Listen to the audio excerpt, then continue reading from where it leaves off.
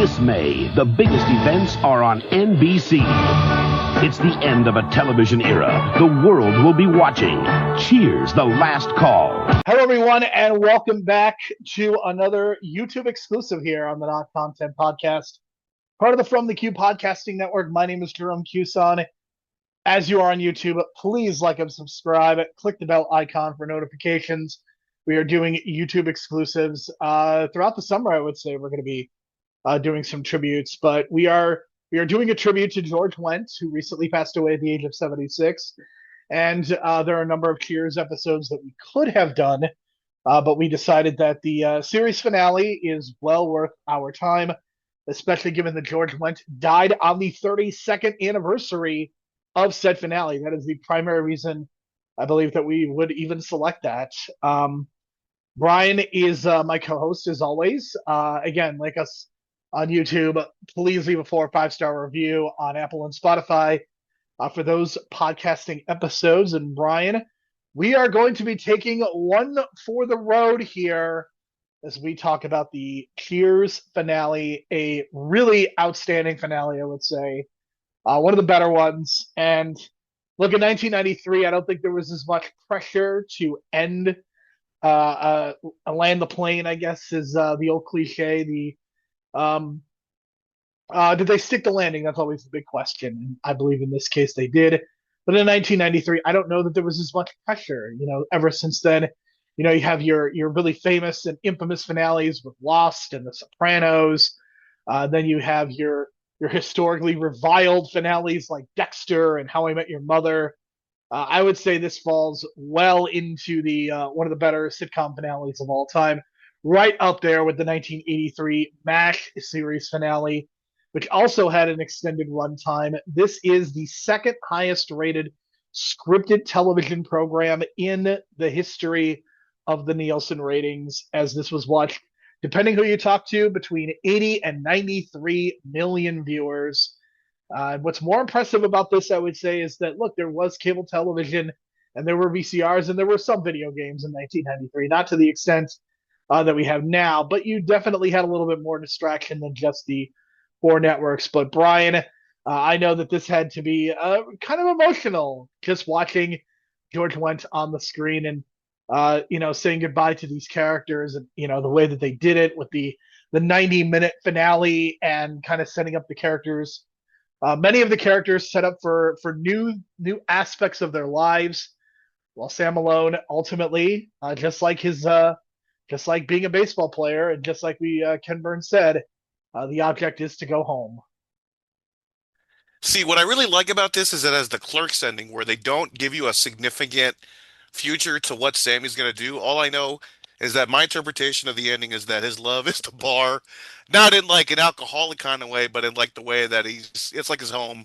He's living there. He's not living there, but he's practically living there. He sleeps on the couch in the back sometimes. He's always there, 40 hours a week. He owns the bar. So of course that's going to be kind of his like go-to home. We never see Sam's like apartment ever almost. Like that's not even like part of the show, It's always about the bar and his office. So for me, it was really interesting and really like, profound the way that George went to Sammy at the end and goes, "You know what your real love is, Sammy," and you always come back to it. And he was just looking around and he was like, "Oh, the bar." So that was really poignant and beautiful. And oh man, George Wendt when he goes, "When I die, I'm taking that bar stool to heaven with me," or whatever. Oh my goodness! No, he says that the bar stool is in heaven. I mean, how do you? Oh my God! How do you not wipe tears away at that now? Especially on the anniversary, man. Just crazy timing. But I will say this: tremendous acting. Look, I was never a fan of like the Diane character. I mean, I kind of grew to appreciate her, and then she got kind of annoying post breakup with Frasier, and then it kind of bled to her leaving the show.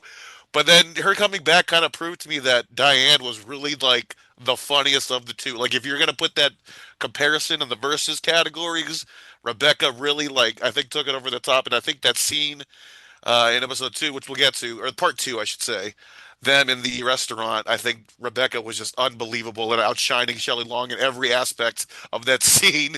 I think she's just more physically. Kirstie Alley was just doing. I mean, her job was different, I would say. And Ted Danson himself has said that there's no way that they would have gone beyond 13 episodes if it wasn't for Shelley Long and Ted Danson saying that. I think there's a lot of accuracy to that because I think their chemistry is what carried the show. And I don't think the show was ever bad. In fact, I go back to that first season, and there's some really notable episodes. There's some really outstanding episodes in that first season. And what makes that show so special is the fact that it really didn't jump the shark. I think there are certainly episodes that don't click as well as the others, but even in doing some research on when people think it may have jumped the shark, you just don't find that. And I think if Sam and Diane had gone to a sixth season, I think there's a very real possibility that they do jump the shark. But Shelley Long leaves the show. Kirstie Alley takes over as Rebecca. The whole dynamic of the bar changes because Sam and Rebecca, I mean, yes, Sam does go after Rebecca in rather inappropriate fashion through 25 eyes. And I mean, they certainly tease things happening between them, but nothing really does. And it's much more of a friendship. And what Diane leaving really does is it opens up the cavalcade of stories. You get some with Frasier and Lilith. Carla gets remarried. Cliff goes on Jeopardy. Woody gets married. I know that's one of your favorite episodes, favorite series of episodes. But I mean, really, the tapestry opens up, and you get a number of characters getting their stories told. And I think that really pays off in the finale because everybody is changing really except for Frasier and for Sam. And Frasier at this point, I don't know if it's known that there was a spinoff coming, but of course in the fall of 1993 you get the Frasier spinoff. So it's reasonable to assume that they don't want to kind of, spoil anything with whatever the writers for Frasier were going to do. But what I think makes this finale so great is the fact that it really does come down to the core characters, the ones who've been there kind of since the beginning. You do get a little bit of Rebecca and her happy ending. You do get well done self-awareness with Diane, but really it's the people who have kind of been there either since the beginning or, in Woody's case in season 4, with Frasier season 3, and Carla, Cliff, Norm, and Sam have been there since the very beginning and have pretty much been just about every episode. And I think it's really impressive that Sam and Norm I think they were the only two people to appear in every single episode because if you remember, Brian, Cliff was not a part of the actual regular cast in season 1. He was kind of a guest star. So really, it's Sam and Norm are the only ones to have appeared in every episode. Even Rhea Perlman misses a couple of episodes. Yeah, it's kind of like to me, it's like the Robin Hood Friar Tuck dynamic. I know that's kind of like a more That's relevant. yeah. It's more relevant for us in terms of like the comparison, but that's the feeling you get between those two. We know that Norm lives vicariously through Sam's life or whatever, and that's kind of been the joke with him and Cliff, with all the sexual escapades that he tells those guys throughout the years and stuff. But there's always this budding relationship between the two. And I listened to the Conan O'Brien, not the full episode, but part of their interview like a couple months ago, and this is from like a year ago.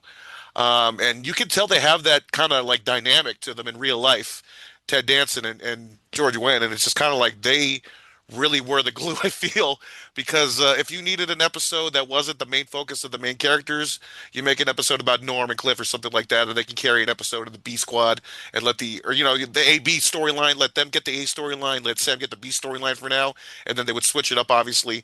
But I think Norm was like that really like reliable character in this whole show for you to give like some perspective on life, those great one-liners. I think the number one Norm entrance for me is the one about the milk boat underwear. Like I always go to That's that the one. one I keep seeing. That's the one I keep seeing. I don't People. know, but it's just something so philosophical about the way he delivers it and the tone and his mannerisms, but it's just like him going through everyday life, and that's just kind of like our everyday, I know it's kind of nihilistic, but that's kind of like our everyday existence, just trying to get through it and just feel like, dogs are always chewing at your underwear trying to get you kind of thing. So that's my favorite. And I know there's other like great lines too, but that's my go-to for sure. And I don't know. I just think this episode really showed that like they ended on a high. It feels like they ended on a high note character-wise, which is really rare because I think you want to have them wanting more by the end of an episode, especially if it's a finale.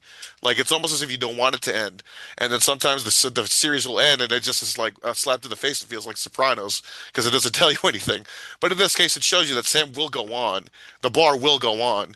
And I'd like that they didn't really give away the Frasier stuff because I think as I recall, I've seen a few episodes of Frasier, but in the first pilot episode, he explains on the radio that he recently moved and got divorced. Um, and that was the thing too, is like him coming back to Lilith was a little, I don't know how you feel about Lilith about that. I kind of lost some trust in that character I once he mean, had the affair. BB Newirth was a really good performer on the show, but their storyline in the final season was not strong, I would say. I think just having her go to a freaking eco pod. I mean, like I said, you can't really find somebody to say, "Oh, the show jumped the shark," but I mean, that's you're in danger when you have something like that happen. It wasn't the greatest storyline in the world, but I don't even think she I don't should have know. cheated in the first place, to be honest. I think that really killed her character.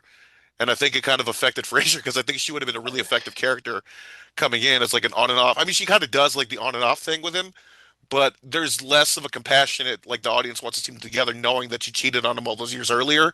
You know what I mean? So that's always been I kind of the mean, thing it with just feels Lilith. like they wanted to do something with Frasier in the final season, and that's what they came up with. I guess they may be running out of ideas, perhaps, but I mean, look, the writing staff was very different in those final couple of seasons, and I think the show got a little broader because of that. I don't think it was as tightly written as you got in those first few seasons, especially as they expanded the locations. Not there are episodes that don't even take place very much in the bar in season 11 because there was a fire at the end of season 10. So I think it's look. I think the final season is a mixed bag, but I think that they really ended incredibly strong, and that's what matters. Like in the end, if they stuck the landing, like that's what you're going to remember, and that's what you're going to always come back to. But let's kind of break this down. Let's talk about this. So it is called One for the Road. If you watch this on any of your streaming services, they do divide it up into three separate episodes. I believe that on the night it aired as one episode. Glenn and Les Charles returned to write the finale. James Burrows, who directed over 200 episodes, is perhaps the greatest sitcom director of all time. Most notably for this, would also direct episodes of things like Taxi, Will and Grace, some episodes of Friends, and yeah, just a really important figure in terms of the comedy of the show. But part one, you really have this deal where Woody is about to become a city a city representative. Brian, they have elected a rube to the office. I Was do this a remember Bill that episode. Clinton knockoff joke or something like that I'm Southern gonna guess that it is. I mean, I that would guess southern that. like country boy that seems so nice and innocent and That's a he's about good to read. enter something that he's not prepared for and totally gonna be I don't know if he's gonna be corrupted, but I thought they were kind of teasing that he was gonna really become like an annoying boss to Norm To because apparently Norm. Norm got a job in his department, which is cool. Like Woody hooked him up, like really, really cool. And like that signals change in his life because now he's gonna get a city paycheck. So he's gonna be drinking more. Hopefully he can pay off the tab eventually. But that's also the joke in this is that the tab is just never paid off for Norm. It just keeps going and They going. really should have revealed that. They should have said what Norm's paycheck. I don't know if they figured it out and they just gave him a number at the end, that would have been incredible. But I think they just kind of left it up to the audience because like it's a lot, folks, and you never see him ever pay anything, so it's great. Like no cash, no credit card, they just give him a beer. So that's they that's part of the uh they charm. they give Cliff a minimal promotion. He becomes an assistant supervisor of a specific part of the city, so he's a little bit on his way up. As mentioned, Norm gets a job. Again, nothing is really said about Frasier except for the fact that he is back with Lilith together. And I mean, Kelsey Grammer, I mean, he is just absolute gold in any episode he's in, but especially this one. When Diane's name is first said, you see his face, and like that's the first reveal. Like, oh, something is definitely going on here. But we also have a very notable cameo. Brian, do you want to mention the cameo in this in this first part. Is this the Mike Ditka cameo? It is Mike Ditka. Mike It's Ditka and Kim so strange Alexis. because you know the connection on SNL, right? Yeah, of course, the super fans. And of course, George Wendt is like, from Chicago, loves playing that part. That's a recurring role for him in the '90s on SNL. I think the more famous one is the one with him and Chris Farley, right? That's the more famous one before Chris Farley died, unfortunately. But I think because his character on the SNL, that Chicago Bears super fan, has gone on to be like on so many of the reunion shows and stuff. So yeah, just great. It's great for George Wendt to like kind of have that connection as well. Because I'm pretty sure when they heard like maybe he got Mike Ditka on there, knowing the Chicago connection. I don't know the connection there, but like it feels like once he was on board, it was like a big, like oh my I mean, God, at like this we got Mike point, Ditka. he had recently been fired, so I'm sure that's part of the reason that they were able to get him, and I'm sure he was looking for something to do as well. So there's any number of reasons, but yes, Mike Ditka and Kim Alexis are at the Cable Ace Awards announcing a writing reward, and Diane Chambers, not only one of the people nominated, but she ultimately is declared the victor. Gives a really really long speech, and Frasier is the one to notice her. I think it's pretty hilarious how everybody else kind of no sells her. That is incredibly amusing to me. And of course, Sam is kind of going through some things as well. At the end of the prior episode, he had gone to sex therapy for sex addiction. Finally, after 11 seasons, kind of a very 90s thing to do, I would say. And Well, I in mean, for Sex Edition, like you really have to like have it interfere with your life, and I don't think it was totally interfering with his life until I don't know the later seasons when it was getting a little too desperate. You know what I'm saying? I I think mean, the first eight he's seasons getting it old. was under control, to be honest. It's just the later seasons when he was getting I mean, desperate and Sam clearly has an yeah. addictive personality. That's. I mean, I that's mean, basically. they let they let you know that in the first episode with the alcohol thing, and it was cool that we never saw him drink. I think that's a really No, that is incorrect. At the beginning really. of season three, if you remember, the beginning of season three, he was off the wagon Oh, that's right. I forgot about that. Damn. because that's how So Frasier it's a first gets lot of introduced. episodes, folks. It's a lot of episodes, but I now That that is drink. how that is Frasier gets introduced as his therapist. See, I thought they just brought in as the fiance at first. Then No, I they mean realized. both. Then Both they are true. revealed. Okay, so then they revealed that he was a therapist the same day. But Yeah, yeah, Frasier and Diane Frasier were is dating. interesting. Yeah, Frasier was not supposed to stick around, folks. But I mean, He was so fucking good. I mean, he Like an was too Urkel, good. he just comes in and steals the show. So in a good way. In a Except good the way. show. Except the show doesn't become about. I mean, the show became about Urkel. The show never really becomes Right, but in this about case, Kelsey it felt Grammer. like season four onward, every episode they gave him at least like a page of dialogue that was either wacky or just a lot of like big terms, and I him mean, for like Kelsey knock it out. Grammer's. I mean, the writers used to intentionally write bad dialogue to see if Kelsey Grammer would kill it. And guess what, And Brian? He did yeah, every we single got it time. in this episode too because he becomes the speechwriter temporarily for Woody, and he Yes. tells Woody to make this correction, and of course Woody doesn't understand what he's saying, and he's just like, change it to change it, change it, change it, and he just goes nuts, and then everyone's just laughing because it's Kelsey Grammer, and it's just the delivery is just unbelievable for something stupid like that, but that's what's still got him a job in the MCU today because that weight has got him to the Beast role, and thank God they brought him back because he's the better beast. No offense to the other guy, Nicholas Holt, but he's the true beast in my opinion for the live action. Rebecca had been dating a plumber named Tom Santry, as played by Tom Berenger. Again, And the major league connections because Sam, ex pitcher, I thought that was a little, you know, that was you know, funny. a little nod to Tom Berenger's major league role in '89. So Tom Berenger, Don Santry, proposes to Rebecca, and she tries to accept, but her mouth will not let her. She keeps rejecting him, and he walks away. And Rebecca is in a very bad state by the time we get to the end of this episode, going into the next one, and that will prove important for the big restaurant scene. I mean, Kirstie Alley. I mean, unfortunately, no longer with us. Also, kind of said and did some things that I would say are not acceptable, and we'll leave it at that. But just in terms of Kirstie Alley, I mean, I think her performance in all three episodes is really strong, and I mean, she just has to play. She almost has to play it very manic, and that is not easy to do.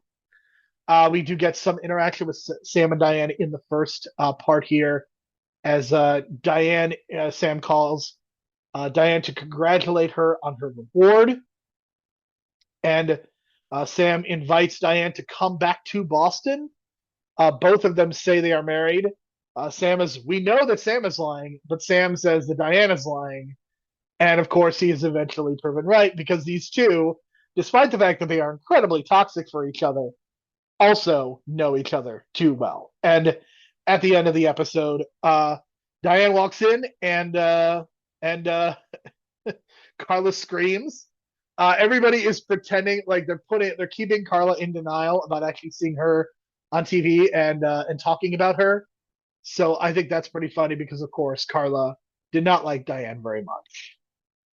Uh, yeah, it was so great that reaction because I think deep down I kind of sided with Carla now, dude. Because Carla knows Sam too well, knowing enough that she even says that I should have stopped him. I knew it was going to happen. And what happens? They get back together. They realize they're not even married.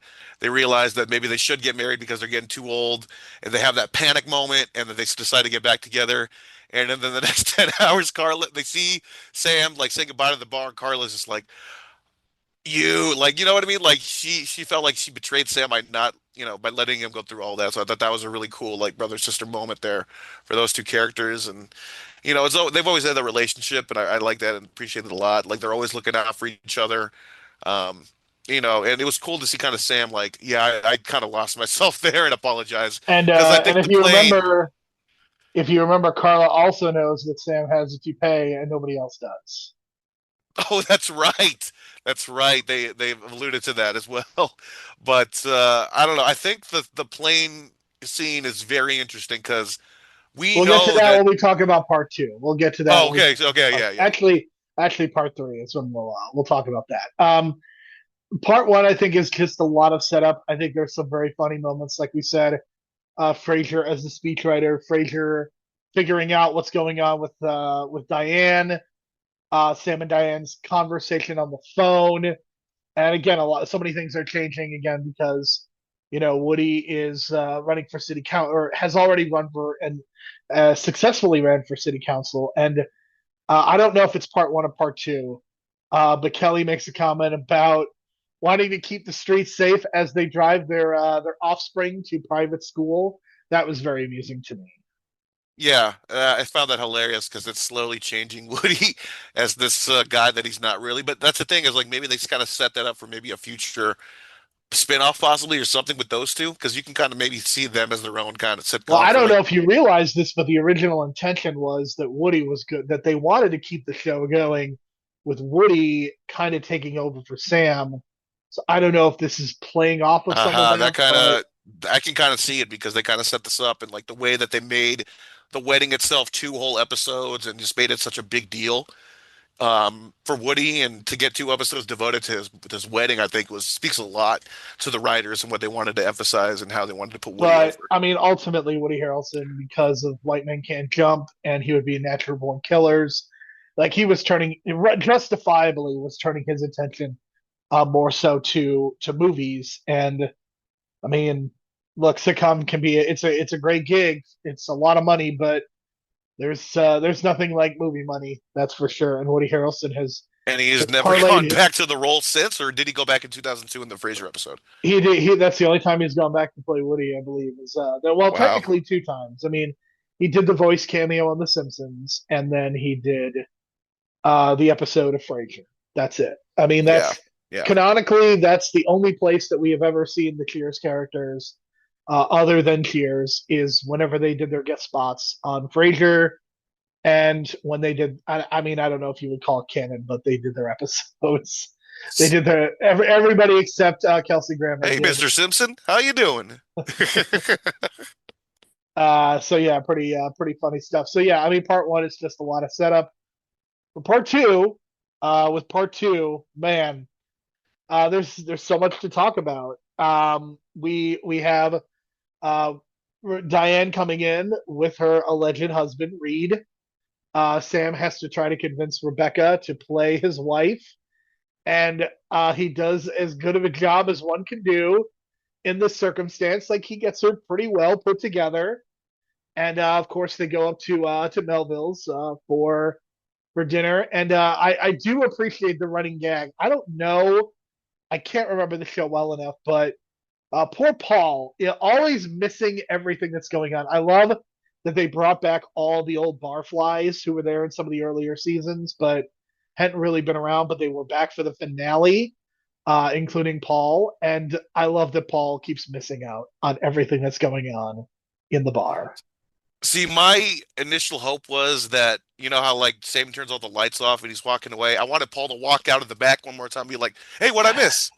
You know what I mean? Like I thought that I was the mean, big because he goes away and he never comes back. Like he I goes to mean, the it's back and just about, never but comes because back. it has to be about, it has to be about the characters that we've known and loved. I Like, get you, but I think I Paul get was what you're saying, but like, underloved and underappreciated. He didn't need his own storylines. He just had to have one-liners, and I think that would have been a sweet one last I mean, liner. Brian, the thing that you have to realize, if you watch the pilot of Cheers, the very first moment is Sam walking out of the back, and the end of the series is him going to the back.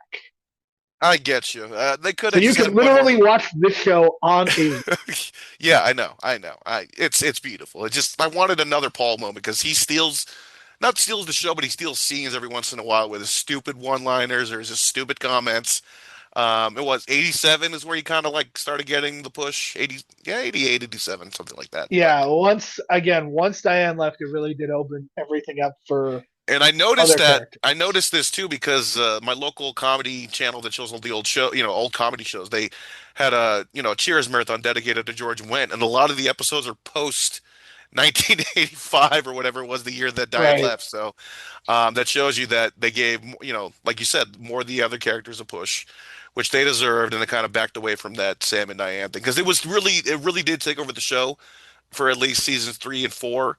You know what I mean? But I like that it opened up a little bit, and Rebecca had to bring that in. And I mean, I guess we can mention Coach really quick. Just you know that transition between Coach and Woody. We discussed it before, but man, Coach for that 2.5 year run that he had, hilarious one-liners, great you know word of advice, kind of that Yoda figure. Um, Fit the show well, and then Woody taking that over that kind of role was kind of like taken aback a little bit because you expect someone older in that role, but somehow they kind of switched things up, and Sam kind of became the elder statesman, I think. I mean, I think it's the right call. I mean, I think that what you want, if I mean, look, what happened with Coach is really unfortunate, and I don't know. Like I said, I don't know what the show looks like if Coach is still there. Like if when Diane leaves, if not Nicholas Colasanto, if he's still there in season 5, like how does the show evolve? How does the show change? Because I don't know that you could necessarily do that same storyline, but Woody is a continuing evolution as you get into season 4, and even in seasons 4 and 5, like you do get a little bit of expanding because Frasier meets Lilith in season 4, and they have one of the best episodes in the history of the show is when they have the double date with Sam and Diane and Lilith and Frasier in season 5, and they go to the apartment. It's pretty incredible. It's like I said, it's one of the best in the whole series. And you know, it sucks that Coach couldn't be around and that he passed away. I mean, but I think for the sake of the show, I think in a lot of ways it benefited them to have somebody younger and to have somebody who would be such a rising star. And again, somebody who just really fit in. It's crazy to me how fortunate they were because a lot of times with these shows, you know, characters leave, they get replaced, and the show isn't the same. But in this case, you replace two of your key characters. You know, you lose the co-lead. You essentially your top 3 players at the beginning of season 1 are Nicholas Colasanto, Shelley Long, and Ted Danson. You lose the first one after 3 seasons, essentially, and you cast Woody Harrelson, who becomes, you know, not only a movie star but becomes one of the best characters on the show.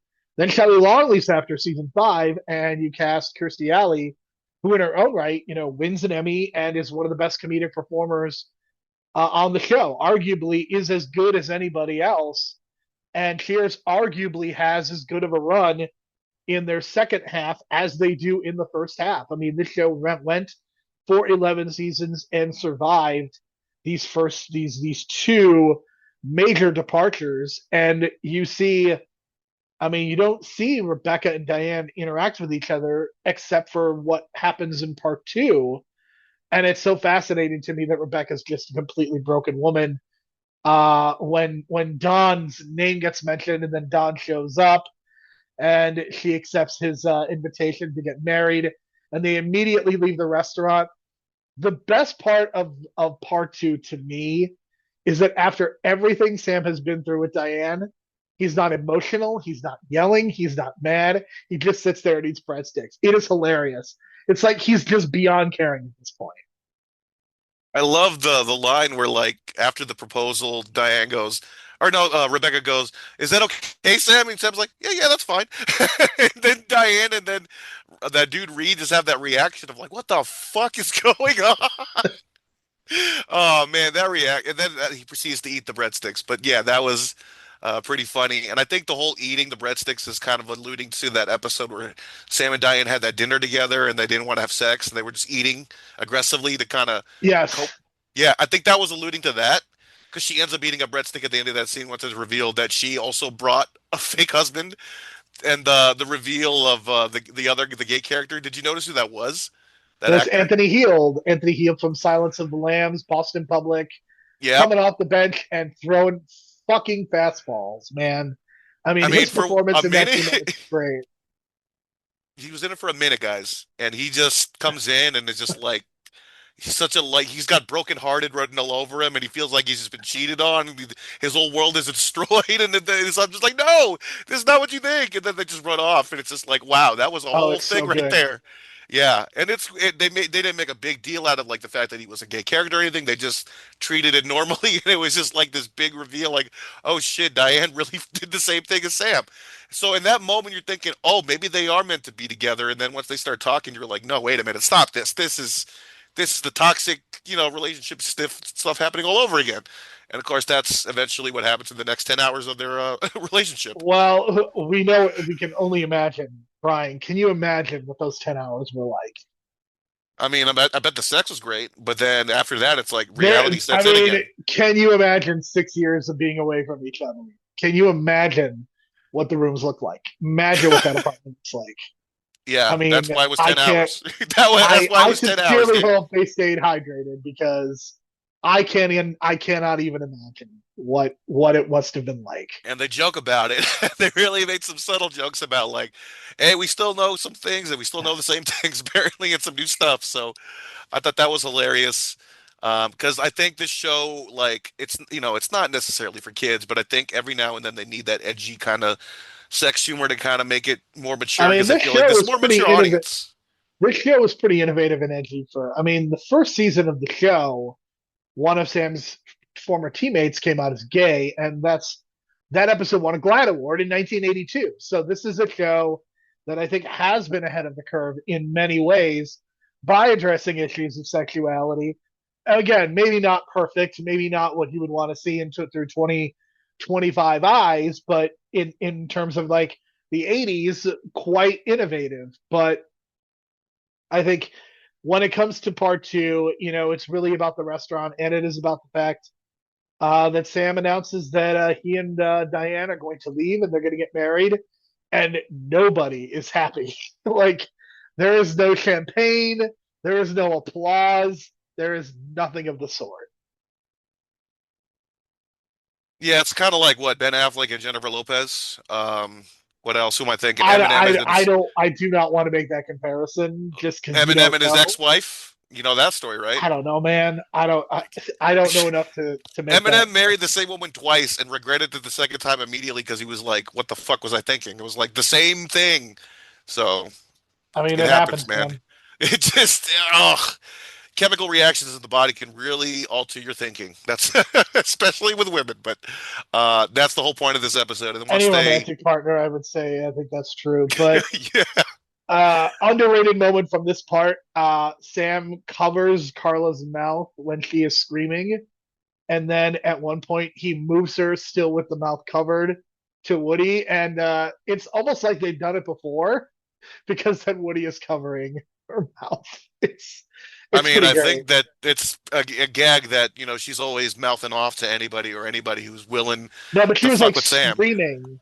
She was Well, I mean that too. screaming. I would too, man, because I kind of see where Carla's coming from in terms of that. So it's very interesting the way that that kind of happens. So yes, Sam and Diane do not have family to speak of, and Sam has kind of been contemplating like what is he going to do with himself, and kind of going through this. I mean, it amounts to a midlife crisis, and I think there's a lot of truth in that. And what happens as we transition into part three is they got on a plane, and they are literally being spoken to about the mistake that they're making. And I love the fact that they both get spoken to, and eventually the plane they have to deplane, and Sam decides that it is best that he move on. And we do not see the conversation, which I think is a good thing, because again, like to me, the way that I interpret a lot of this is that at this point, the show isn't about Sam and Diane. The show is about Sam and the other characters that have either been there from the beginning or have been there for the last 6 seasons. And Diane is kind of an interloper now. Like she's essentially a failed movie star. That's who Kelly Long is, and like she doesn't get to really participate in the final act of part three. But Sam does say some pretty terrible things, and he has a box of Cuban cigars that he wants to smoke, and everybody kind of abandons him, and then Sam thinks he's going to be alone, and then they all come back and they share a cigar together. Any thoughts on what happens on the plane and kind of the breakup with Sam and Diane? Well, I kind of think that that was in their heads, right? The direct messages towards them, that was the intent.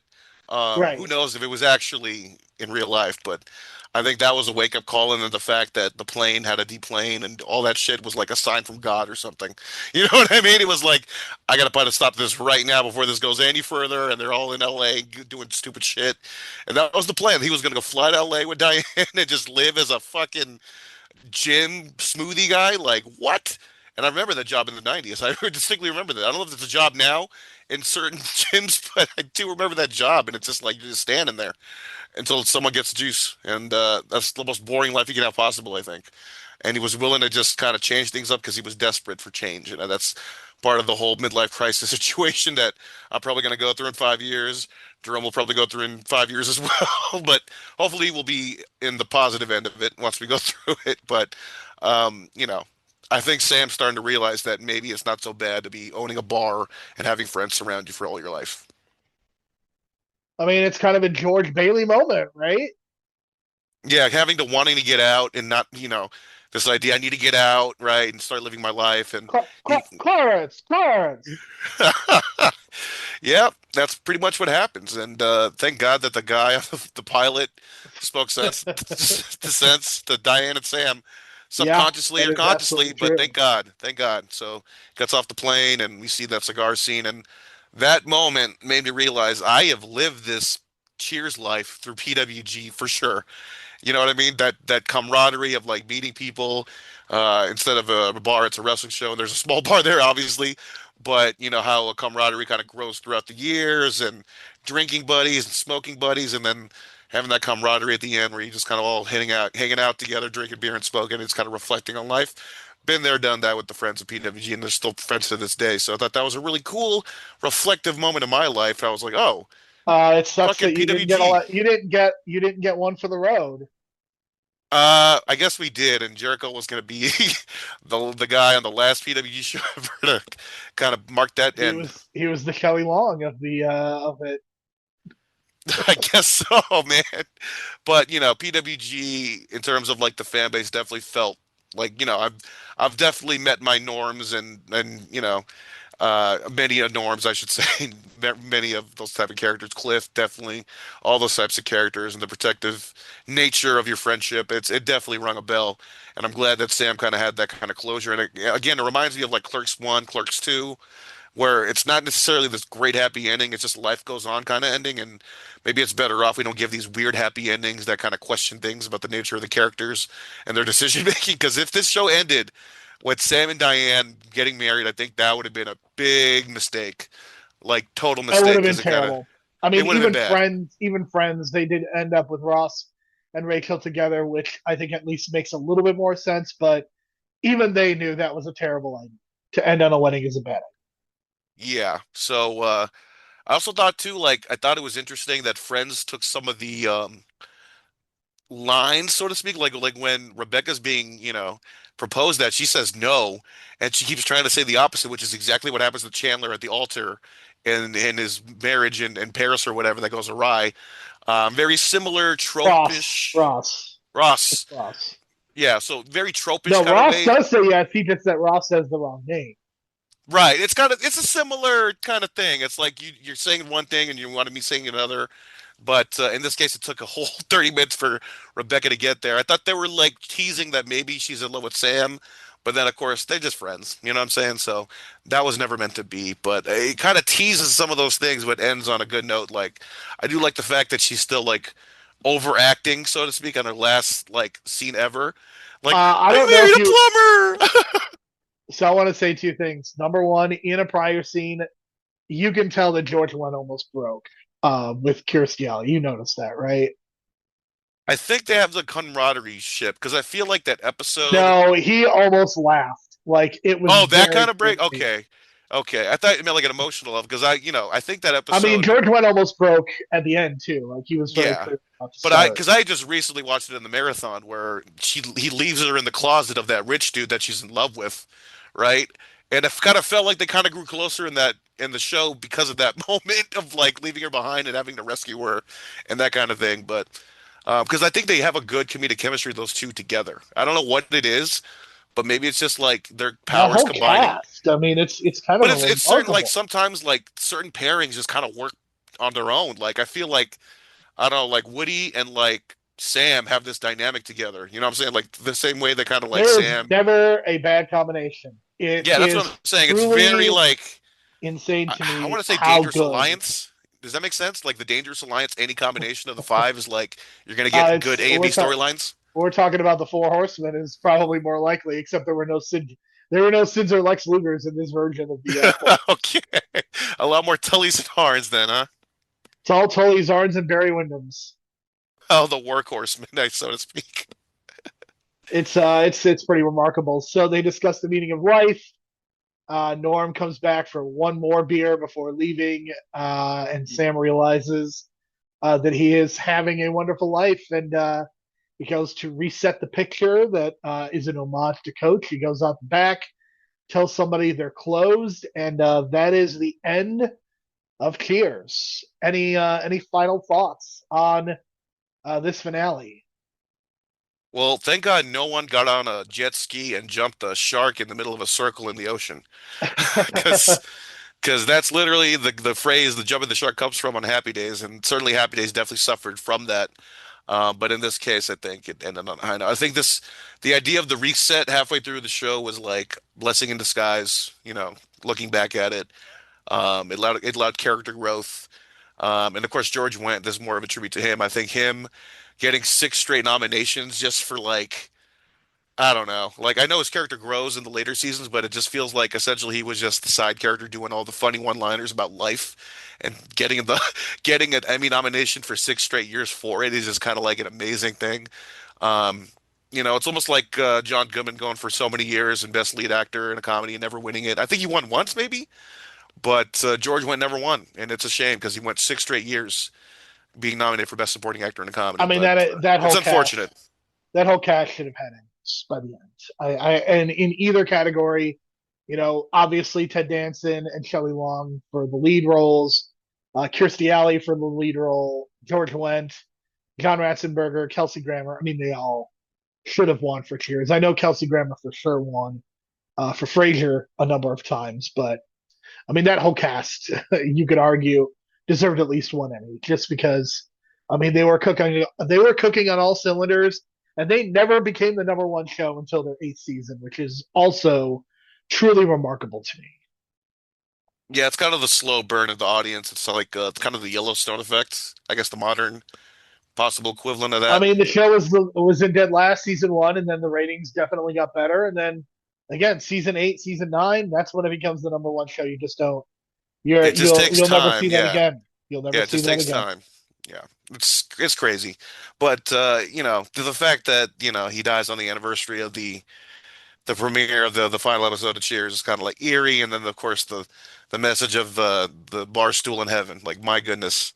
So it's a great show, one of my all-time favorites, one of the all-time favorites for Jerome as well. But we're probably going to go back to Cheers every once in a while, review some episodes, like we mentioned it a couple years ago when we talked about the Christmas episode. So a lot of fun stuff, and it was cool to see Mike Ditka. I don't know. I've been watching a lot of Mongo stuff lately since the tribute stuff and his passing. So the Bears connection again is kind of cool.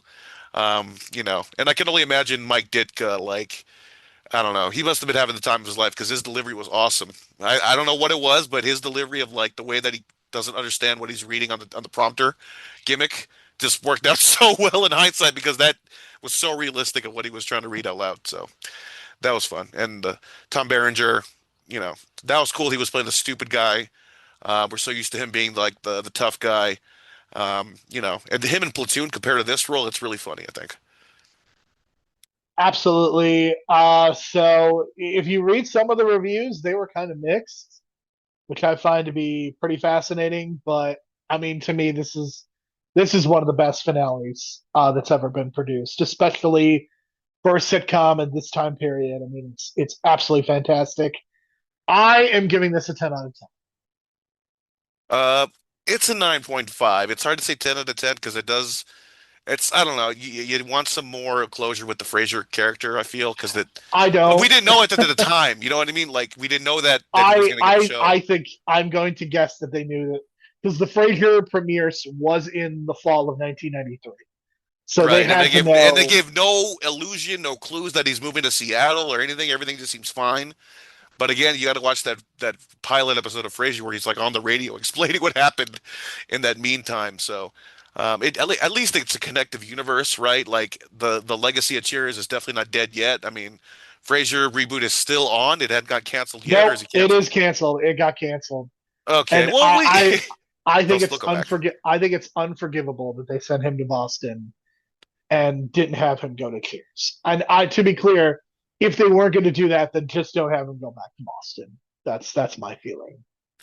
Yeah, it's unfortunate, but again, well, actually, we haven't mentioned this before, but like that bar in Boston, very unique for being pretty much the basement of a building when you look I at mean, it. I've But been there. I was there.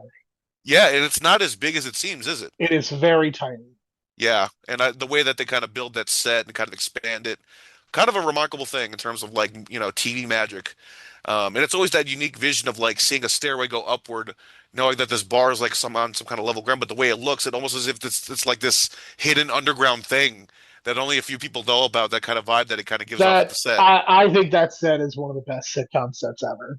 I mean, it really is. Just the And listen, spacing I'm and not a fan of the color brown. I think we've discussed this, but because it's such an old building and there's a lot of wood stuff around it, it really it works well. works. Yeah, and especially if you look at the lighting, they put a lot of lights on top of the bar, and it really it really changes things when you put that much kind of lighting in a space like that because it just makes it seem so much spacier and brighter. So it's always a thing that I've always been fascinated about the Cheers set about how they light up that bar because if you look on top, like you really don't see it in like the tube episodes, but because we see it in the widescreen HD now, you see these lights on the top of the bar and they really are like shining bright. So that kind of tells you that they really put a lot of like lighting into that set to make it look realistic.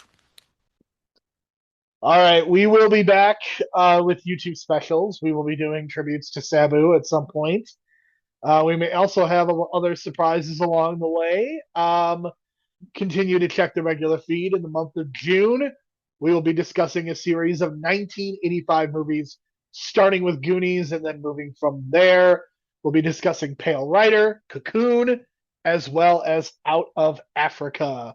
So for Brian, I'm Jerome. Thank you so much for listening. We will talk to you again later.